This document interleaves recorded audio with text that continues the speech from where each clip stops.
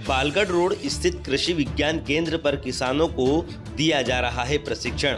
जिले के अलग अलग ग्रामीण क्षेत्रों से सेमिनार में पहुंच रहे किसान व स्टूडेंट्स।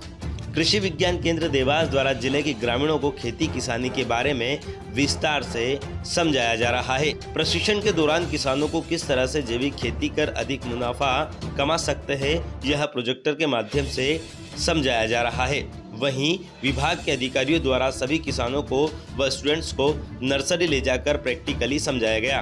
केचुआ खाद कैसे बनाते हैं वह यह भी समझाया गया।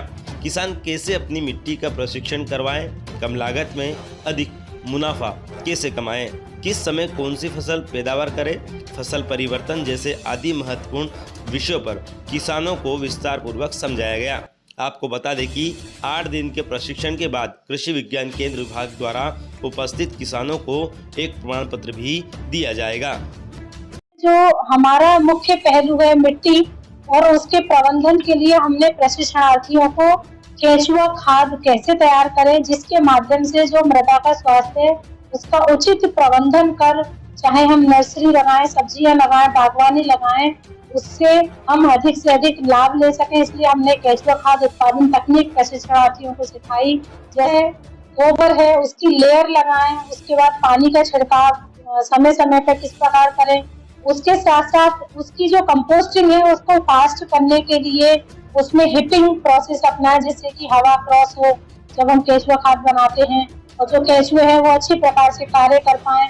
उसके बाद जब हमारा जो अर्थवर्म जो भी कचरा है उसको खाने के बाद जो एक्सक्रीटा निकालते हैं, उसके बाद जो हमारी केचुआ की खाद तैयार हो जाती है, उसके बाद किस प्रकार से स्क्रैचिंग करें और स्क्रैचिंग करने के बाद उसको कुछ समय के लिए छोड़ दें, 1 दिन के लिए छोड़ देंगे तो बहुत अच्छा रहेगा। जो केचुए हैं वो गहराई में चले जाएंगे और उसके बाद उसकी छनाई कर लें और अच्छे प्रकार से छनाई करके जो हमारी केचुआ की जो खाद है तैयार हुई है उसको बोरियों में भर लें। और उसके लिए उसका रखरखाव भी बहुत ही आवश्यक है। जो बच्चे थे, जो किसान थे यहाँ पर, स्टूडेंट थे कुछ, तो क्या प्रैक्टिकली ये समझाया गया फिर ओरली बताया गया? दोनों तरीके से। जो भी हमारे प्रशिक्षणार्थी हैं, जो कृषि स्नातक के बच्चे हैं, उनको पहले ओरली सारी चीजों को समझाया गया कि क्या क्या कंसेप्ट हैं उसके, और उसके बाद उनको जो यूनिट है उसमें ले जाके प्रैक्टिकली सारी प्रोसीजर उनके द्वारा करवाई गई स्टेप बाय स्टेप, जिससे कि वो उसको और भी अच्छी प्रकार से समझ सके। कितने दिन चलेगा यह प्रशिक्षण? हमारा 8 दिन चलता है। 8 दिवस ये प्रशिक्षण कार्यक्रम है। तो क्योंकि इस तरह के जो प्रशिक्षण कार्यक्रम में 7 से 8 दिवस तक चलते हैं, जिसमें जो हमारे प्रशिक्षणार्थी हैं उनको जो भी पूरे कंसेप्ट हैं ओरली वो बताए जाते हैं, उसके बाद पूरा प्रैक्टिकली उनको समझाया जाता है, देन उनके द्वारा करवाते हैं। आपका नाम? मेरा नाम डॉक्टर सविता कुमारी, मृदा वैज्ञानिक, कृषि विज्ञान केंद्र देवास। कृषि विज्ञान केंद्र देवास के माध्यम से कल दिनांक 26 अगस्त 2022 से 2 सितंबर 2022 तक 8 दिवसीय ग्रामीण युवाओं के लिए नर्सरी प्रबंधन पर प्रशिक्षण आयोजित किया जा रहा है। इस प्रशिक्षण कार्यक्रम में समस्त देवास जिले के सभी विकासखंड के हमारे किसान भाई उपस्थित हैं। इसमें किसानों की संख्या लगभग 22 से 23 के आसपास है। आज इस प्रशिक्षण का दूसरा दिन था। इस प्रशिक्षण में किसानों को हम सब्जियां, फल, फूल के उन्नत पौधे किस प्रकार से तैयार किए जाते हैं इसके बारे में पूरा व्यवहारिक एवं प्रायोगिक प्रशिक्षण करके दिखाएंगे।